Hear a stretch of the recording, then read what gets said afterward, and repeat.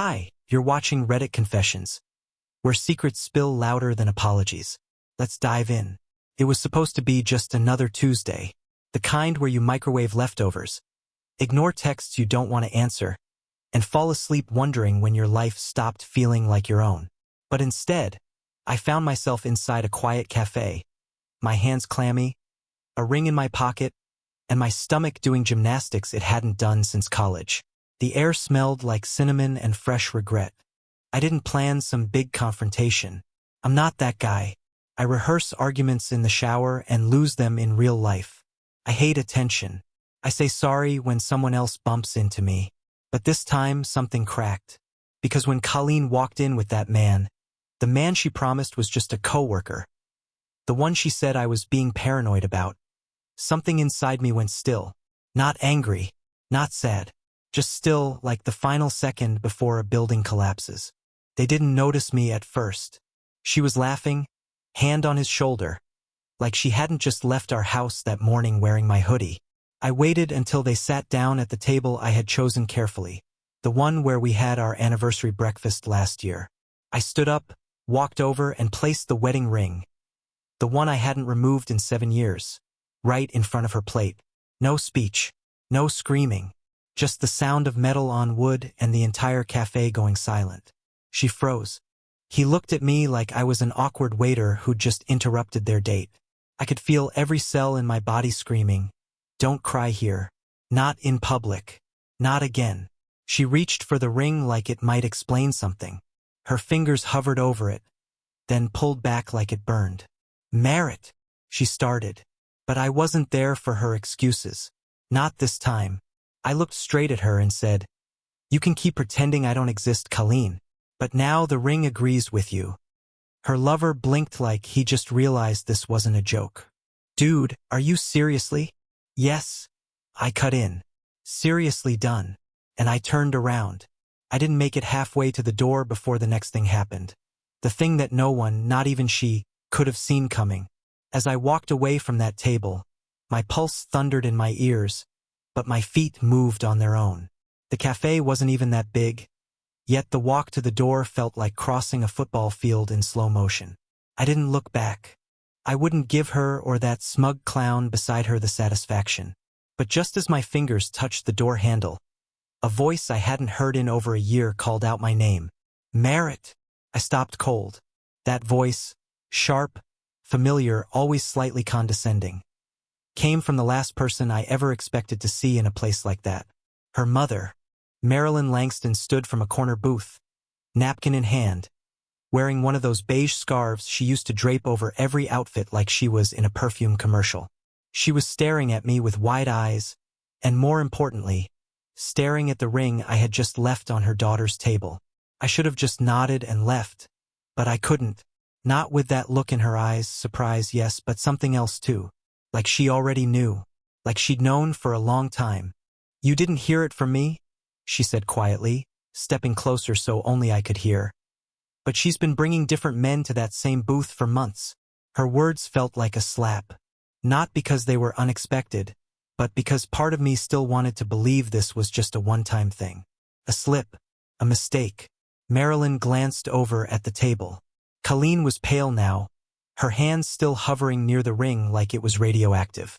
Kent was saying something to her, but she wasn't listening. "She used to say you were boring," Marilyn whispered. "Safe, predictable." But I told her, one day she'd beg for that kind of peace. I blinked. "Why are you telling me this now?" She sighed. "Because the next mistake she makes, it won't be your problem anymore." And with that, she turned and walked out before I did. I stood there for a second, stunned.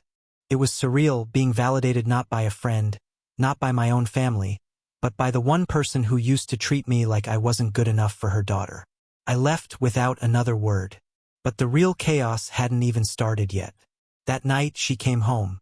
I was packing a small suitcase, not because I was running away, but because I needed distance. Clarity. I had no plan, no destination, just a worn-out bag, a toothbrush, and my laptop. The front door slammed. "Merit! What the hell was that?" she screamed. stomping through the hallway like I owed her an explanation for her embarrassment. I didn't even flinch. I calmly zipped the suitcase and stood up. "You humiliated me," she hissed. I looked her in the eye for the first time in weeks. "You did that all by yourself." Her expression faltered. For a split second I saw it: guilt. Not sorrow. Not love. Just the panic of someone who'd been exposed. And then, the next sentence out of her mouth changed everything. She stood in the doorway of our bedroom like she owned the air in it. Her chest rose and fell like she was the one betrayed, like I had embarrassed her in front of a stranger. And her eyes, those cold, gray eyes I used to think were mysterious, were full of venom. "You think you're some kind of hero for that little performance?" she spat. I didn't answer. I just sat down on the edge of the bed and pulled my bag closer, double-checking that my charger was packed.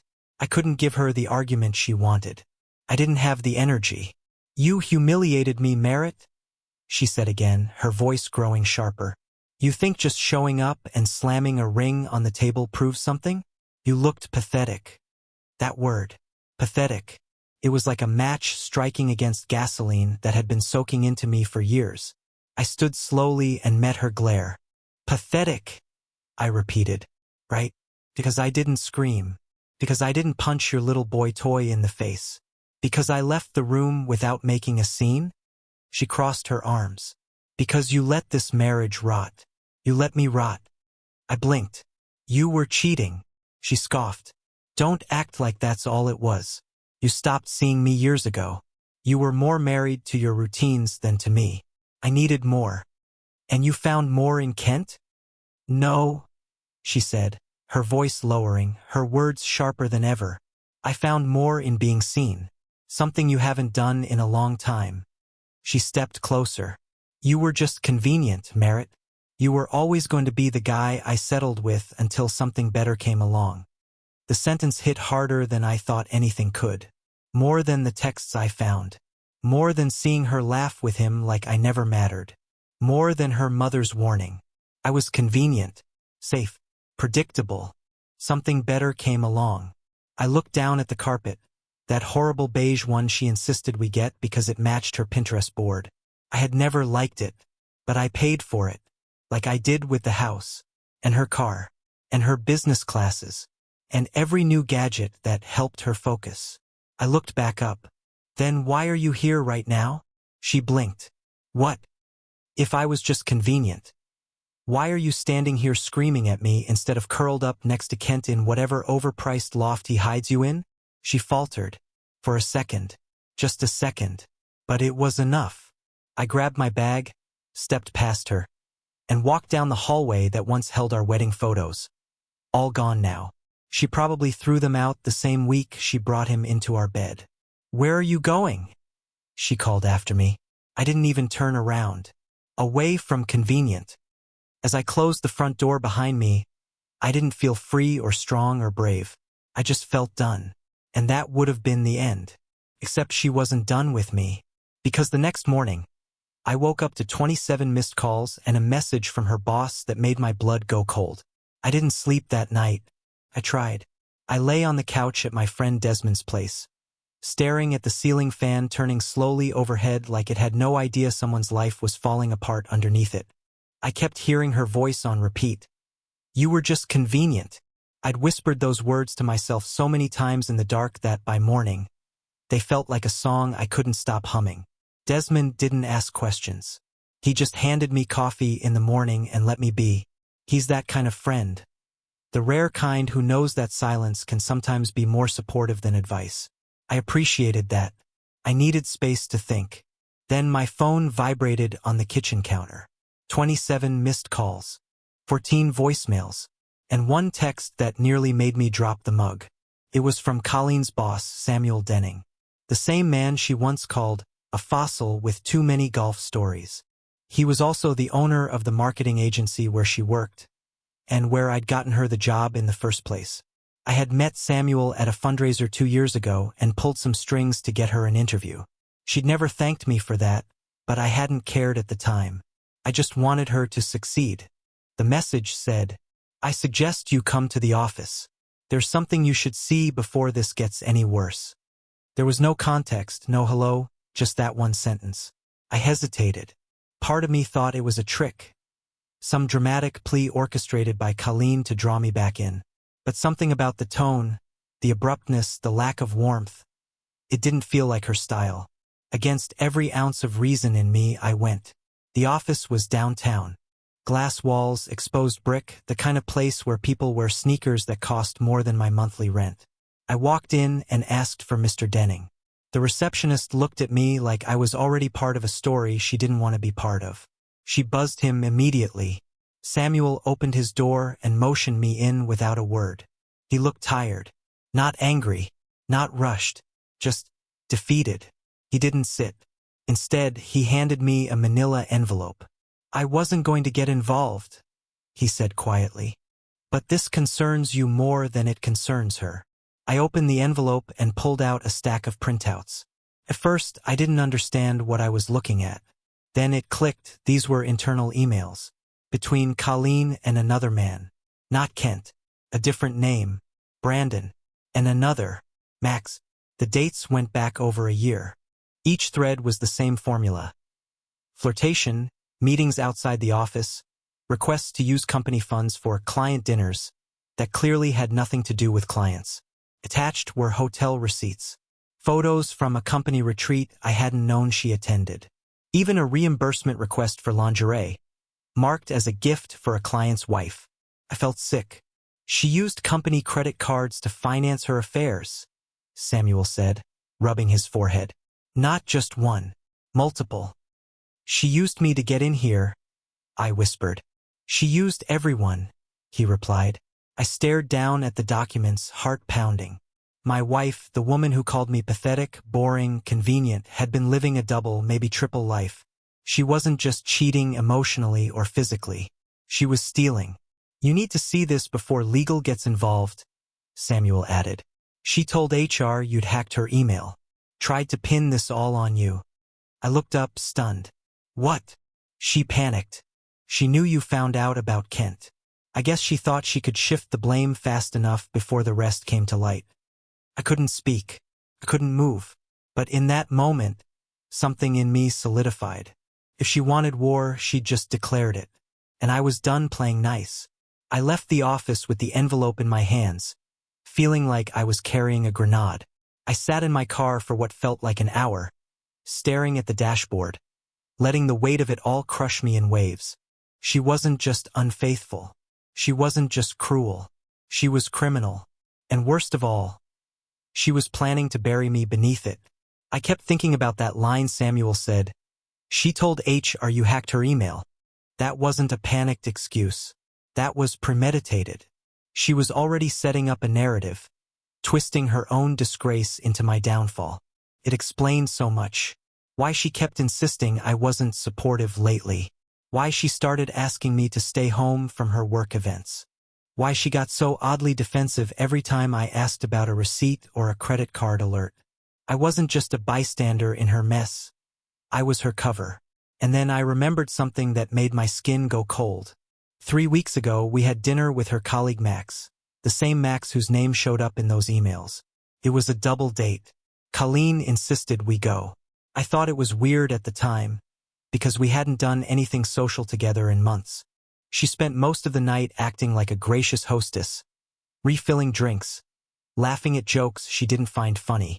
I thought she was trying to fix things between us. But now I knew the truth. She didn't need me there as a husband. She needed me there as her alibi. I was the camouflage, the human shield that made her look legitimate while she snuck around. And I had smiled through it like a fool. When I got back to Desmond's place, I didn't say much. I just dropped the envelope on the table and stared at it. He sat across from me, reading my face the way only old friends can. Is it bad? He asked. It's worse than I thought, I said quietly. She's not just cheating. She's stealing. And she's trying to pin it on me. He nodded slowly. So, what's your next move? I didn't answer right away. The part of me that used to cry in the shower or shrink into myself whenever she raised her voice was still processing the trauma. But something else, something sharper, had started to emerge. I wasn't angry. Not exactly. I was clear. For the first time in years, I saw her for what she was. Not broken. Not confused. Not trying to figure herself out. She was calculated. Strategic. And she never thought I'd grow a spine. So I made a plan. I contacted an attorney the next morning. Not a cheap one. I used the last of my savings, even dipped into the emergency fund she didn't know I still had. I told him everything about the affairs, the financial fraud, the false HR complaint. He asked for evidence. I slid the envelope across the table. He opened it, skimmed the contents, and simply said, "She's finished." But I wasn't done yet.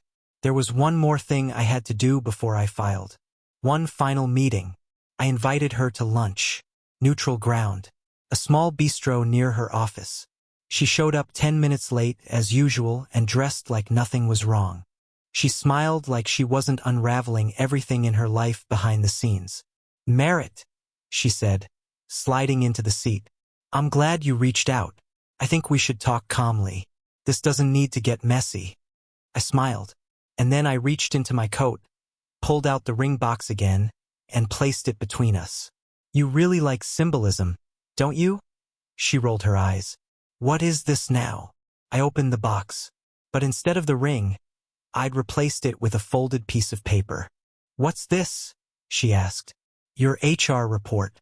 The one where you accused me of cybercrime. The one your boss read before handing over all your emails."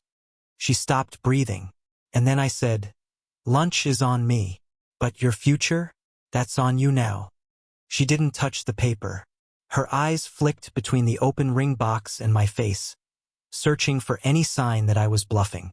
But there was nothing left to bluff with. The mask had already shattered, and all that remained between us was truth she could no longer dodge. "You're making a mistake," she said, voice tight but trying to stay calm. "You're throwing away everything we built over some misinterpreted emails." I leaned forward, resting my elbows on the table. "We didn't build anything, Colleen. I built it. You just moved in and started redecorating with lies." Her mouth opened like she was going to deliver one of her classic comebacks, but this time there was no wind left in her sails. She looked around, suddenly aware that this wasn't a private moment. There were people at surrounding tables, waiters walking by. This wasn't her territory. She couldn't manipulate the room here. "I'll deny everything," she said under her breath. "Whatever you think you have, it's circumstantial. You know that." I almost laughed. "You forged receipts, Colleen. You charged personal items to a corporate account. You wrote down the names of men you were cheating with on the reimbursement forms. The only circumstantial part here is that I didn't find it all sooner." She finally reached for the paper but didn't open it. She just folded it in half and stuffed it into her purse like hiding it might erase it. "What do you want from me?" she hissed. "Nothing," I replied. "That's the part you've never understood. I don't want anything from you anymore." I stood up. "The divorce papers will be served by the end of the week.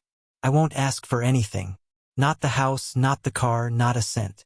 But I've already spoken to your company's legal team. HR knows. You're under internal investigation." Her face twisted. "You did this to ruin me." I shook my head slowly. "You did this." I just stopped cleaning up the mess. I walked out of the bistro without looking back. For the first time in months, maybe years, my shoulders didn't feel weighed down. I wasn't shaking. I wasn't second-guessing myself. There was no guilt, no doubt, no voice in my head telling me to forgive her again.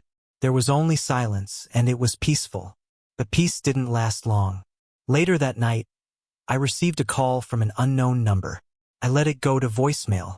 The message was short, frantic, and unmistakably from her. "You need to call me back, please. It's about your name on the taxes. I made a mistake." That stopped me cold. "What taxes?" I pulled up our shared documents on my cloud storage, the same folder we'd used to keep digital records of everything from invoices to charitable deductions. I hadn't touched it in a while. I assumed we were still filing jointly, even though she'd been managing the finances for the last 2 years. Inside, I found new folders I didn't recognize. buried receipts, multiple submissions to the IRS under both our names. And worst of all, falsified deductions linked to my freelance income. She'd used my credentials to pad her numbers.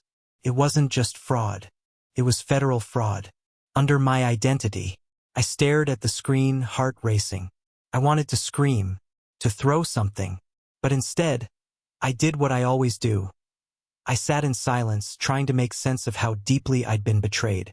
And then I realized the truth. She wasn't trying to save our marriage. She was trying to save herself. Couldn't sleep that night.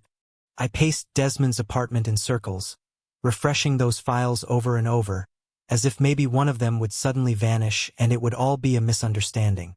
But the evidence was there. Dozens of tax documents filed under my name, with numbers that didn't add up. Inflated deductions, fake charity write-offs, and worst of all, unauthorized business expenses linked to Colleen's private spending. Hotel stays, designer clothes, even a transaction marked client development dinner that was, in reality, a bar tab for her and some guy named Max in Chicago. I'd never been to Chicago in my life. I knew immediately what she'd done. She didn't just betray me emotionally. She used me as a shield, again this time to dodge the IRS, because she knew I never checked the taxes, that I trusted her to handle them just like she asked, and because deep down she believed I was too soft to ever fight back. But I wasn't soft anymore. I was tired, and there's a kind of clarity that comes when you hit the absolute bottom of someone's lies. The next morning, I walked into my attorney's office with the files printed out and clipped together. I handed them to him without a word. He flipped through them, eyes narrowing page by page. She filed jointly under your name while inflating deductions only tied to her, he muttered. You could be held liable if we don't act fast. My stomach turned. Can we prove I didn't know? He nodded slowly. Yes, but we need to get in front of it. Fast. And we need to file a formal fraud report with the IRS, which means you'll have to name her. Directly. The words hit me like a punch. Name her. As the fraudster. As the wife who didn't just cheat, but stole my identity to avoid paying what she owed. For a moment I hesitated. Not because I wanted to protect her, that ship had long since sunk, but because part of me still hated the idea of airing it all out. I didn't want to be the man who had to explain to his future employers why his taxes were under investigation. I didn't want to be that guy on Reddit telling the world his ex-wife tried to ruin him financially. But then I remembered how she looked across the table when I handed her that HR report. Not sorry. Not even embarrassed. Just cornered. And I knew, if I didn't file first, she'd find a way to blame me again. So I did it. The forms were submitted. The IRS received the complaint. My lawyer filed for legal separation and began preparing evidence for both the divorce court and a fraud defense. And by the time the weekend rolled around, I finally felt like I was gaining ground. But Colleen? She wasn't going down quietly. She showed up at Desmond's doorstep Saturday night. Mascara smudged, hair a mess, eyes wide like a child caught in a lie. She didn't knock at first. Just stood there until Desmond opened the door and muttered, "He's not here." Even though I was 5 feet away in the living room, I stood up anyway. I needed to hear what she'd come to say. She stepped inside like she still had some right to do so and locked eyes with me. "I messed up," she said immediately. "I know I did, but you don't have to destroy my life over it." I tilted my head. "Didn't you try to do that to me first?" She didn't answer. Instead, she walked closer and dropped her voice. "If this goes public, I'll lose everything." I nodded. "That's not my problem anymore." Then she did the one thing I wasn't prepared for. She pulled a flash drive from her purse, held it out like it was some kind of peace offering. "What is that?" I asked. "It's not just me," she whispered. "There are other names on those documents. Executives, clients. If I go down, they go with me. But if we handle this quietly." She didn't finish the sentence. But I knew exactly what she meant. She wanted to bargain. I didn't take the flash drive from her hand. I didn't need to. Everything she was offering, the leverage, the secrets, the dirty connections, it all reeked of the same thing that poisoned our marriage. Manipulation. She wasn't coming clean out of guilt. She was trying to trade one cover-up for another. And honestly, I'd had enough of playing games I never signed up for. I'm not interested in covering for anyone anymore, I said firmly. Not for you. Not for your so-called clients. If you're afraid of losing everything, maybe you should have thought of that before risking it all. Her shoulders sank. For the first time, she didn't argue. No sharp remarks, no smug retorts. Just silence. The sound of a person realizing the damage couldn't be undone. I left her standing there and walked back into the living room. Desmond didn't say a word. He just handed me a drink and nodded. That's what real friends do. They hold space for you while you untangle the mess you never asked for. In the weeks that followed, everything moved fast. The investigation confirmed I was innocent. The fraud charges were officially pinned on Colleen, and her company fired her without hesitation. The divorce finalized smoothly since I refused to touch her assets. I didn't want revenge. I wanted closure and peace. I found an apartment on the edge of the city. Small, quiet, nothing fancy. But for the first time in years, it felt like mine. I started writing again, just for myself, just to process. I even reconnected with my sister, whom I hadn't seen in 2 years because Colleen never liked her energy. One night, I passed the cafe where I'd first dropped the ring in front of her. I didn't go inside. I just stood outside for a moment watching the people laugh and sip coffee, living their lives. And I smiled. Not because it all made sense, but because I survived it. Colleen never apologized. Not really. But a few months later, I got a short email from her with 2 words in the subject line. You win. I didn't reply, because it was never about winning. It was about walking away before I lost myself completely. To anyone out there who's ever been made to feel small, replaceable, or convenient, don't wait for permission to reclaim your worth. Sometimes, the quiet exit speaks louder than any revenge. That's the end of my story, but maybe the beginning of someone else's. Have you ever witnessed someone quietly rise from the ashes of betrayal? Share your stories in the comments. We want to hear from you. And if this confession moved you, inspired you, or even just made you think, subscribe and join us next time. You're watching Reddit Confessions, where the truth always finds a way.